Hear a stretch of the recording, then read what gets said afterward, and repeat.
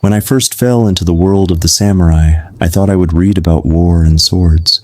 Instead, I found men who spent more time training the space between their thoughts than training their blades.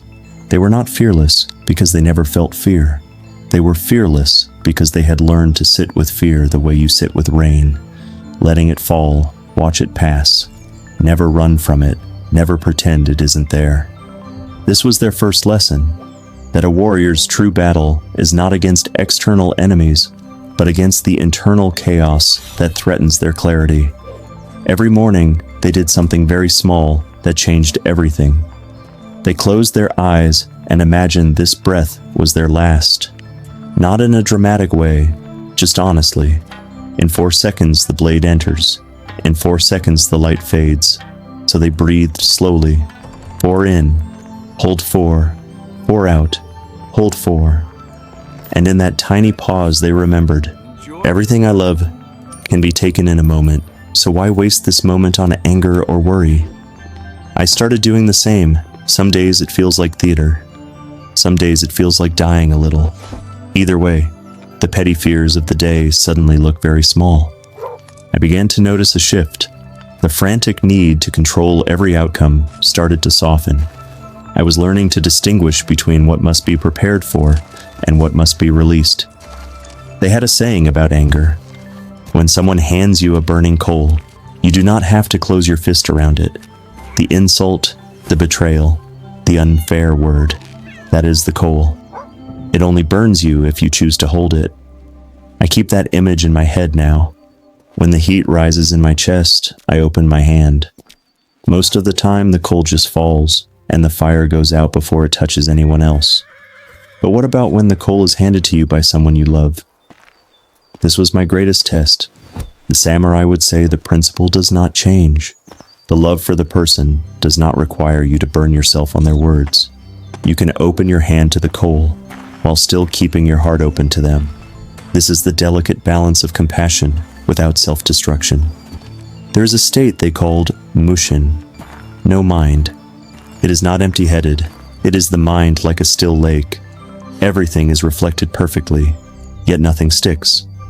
They trained it the way a musician trains muscle memory, by returning again and again to one single point of focus. For some, it was the breath. For some, the grip of the sword. For some, a single word repeated silently until the storm inside grew bored and left. I chose the word clear. Whenever the mind starts racing, I whisper it once, firmly, not as a prayer, just as a command to myself. It works more often than I expected. The modern world calls this mindfulness, but for them, it was a survival skill. A distracted mind in battle meant death. A distracted mind in our lives means a slow death of missed moments and reactive choices. By returning to that one point, clear, we are not escaping life. We are stepping into it with full awareness. At night, they looked in the mirror, not to admire, but to interrogate. Did I act from fear today? Did I speak from anger? Was there a moment I abandoned my own code? No judgment, just observation. Then they bowed to the reflection and let the day end. I do the same now, except I use the black screen of my phone. 3 short lines in the Notes app. 60 nights of this, and you start to notice patterns. The man in the mirror becomes someone you actually respect. You see the days where fear was the driver, and you see the rare, bright days where you acted from a place of quiet principle. Those days become addictive. You want more of them. This nightly audit is not about self-punishment. It is the ultimate act of self-respect, a way of honoring your own journey. They also borrowed a teaching from the Buddha that fits the warrior life perfectly. Pain is the first arrow. Suffering is the second arrow we shoot into ourselves. Someone betrays you. That arrow you cannot dodge. Reliving it for hours, poisoning your own blood with resentment, that is the second arrow. Samurai train themselves never to draw the second bow. Feel the sting, name it, watch it bleed out. 90 seconds if you don't feed it. I have timed it. It's almost always true. The second arrow is often forged in the stories we tell ourselves. This always happens to me, or they did this because I'm not enough. The samurai's practice was to cut the story and feel the raw sensation alone. The body's anger, the body's grief. It has a lifespan. It wants to leave if we would only stop holding it hostage with our narratives. Cold was their teacher too. Cold water on the skin, cold wind on the face, the cold fact of death always walking beside them. Every morning they washed the blade or the face, or simply stood in the frost until discomfort became normal. I take 30 seconds of cold shower now while repeating quietly, I do not end where comfort ends. It sounds dramatic written down, but in the moment, it is strangely peaceful. It's a small, daily referendum on will.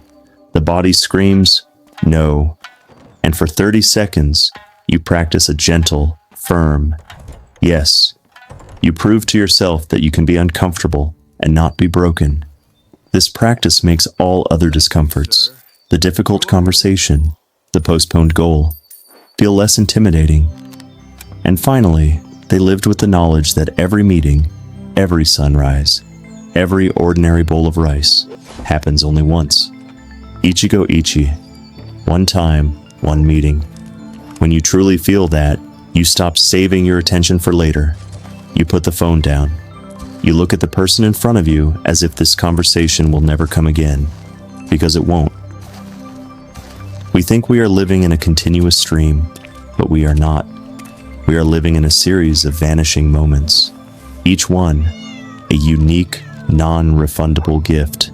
The samurai knew that to be distracted in a moment was to be absent from your own life, and for a warrior, there is no greater dishonor.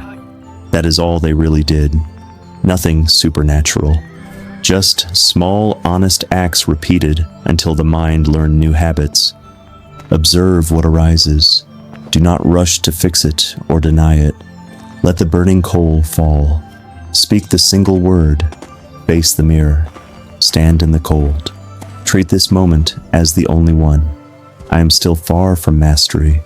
Some days the old storms return louder than ever, but now I have a path to walk when they come.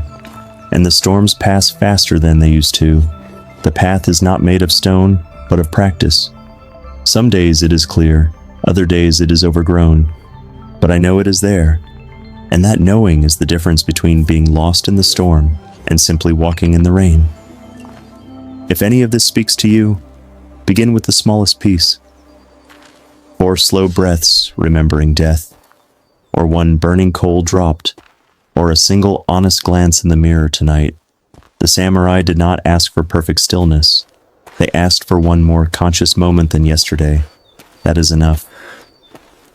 That has always been enough. Mastery is not a destination you arrive at. It is a tone you learn to hear, faintly at first, then more clearly, beneath the noise of your daily life. It is the tone of your own unwavering presence, and it begins now,